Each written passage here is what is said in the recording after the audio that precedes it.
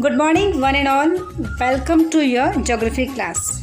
Children, today we are going to start chapter number 2, Motions of the Earth. We know that the Earth has two types of motions, rotation and revolution. Rotation can be defined as the movement of the Earth on its axis. You must have seen a top rotating on its nail. Likewise, the Earth rotates on its axis. The Earth spins or rotates from west to east on an imaginary line that runs through the center of the Earth. This movement of Earth causes day and night. A single rotation of the Earth takes about 24 hours or 1 day.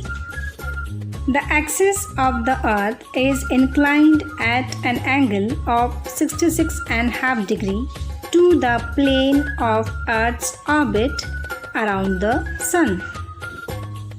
However, since the axis is tilted, the lengths of day and night across the world vary.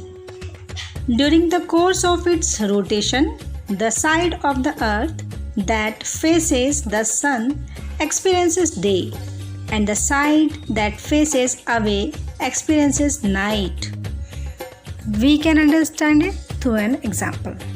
The part of the ball which is getting the torchlight having the day and the opposite is having the night.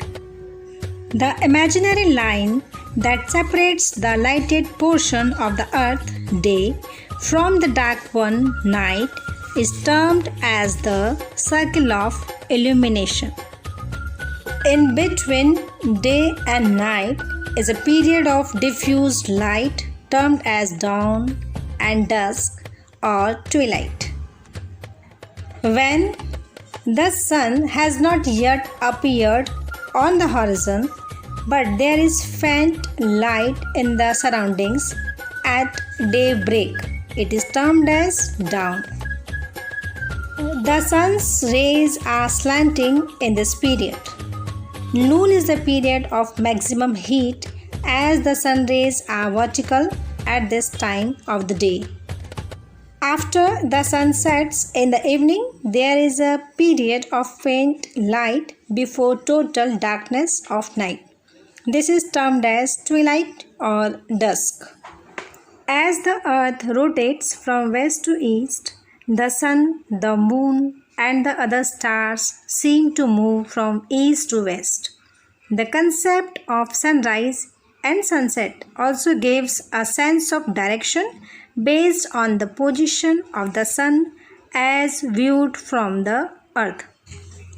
We all know that the sun is stationary and it is the earth which is rotating from west to east. For example, when we travel in a train, things outside the train like buildings, trees, etc. appear to be moving backwards. But we know that they are actually stationary and it is we who are moving forward in the train. The earth takes 24 hours to complete one rotation. This is termed as the earth day. For this, read page number G21. Thank you.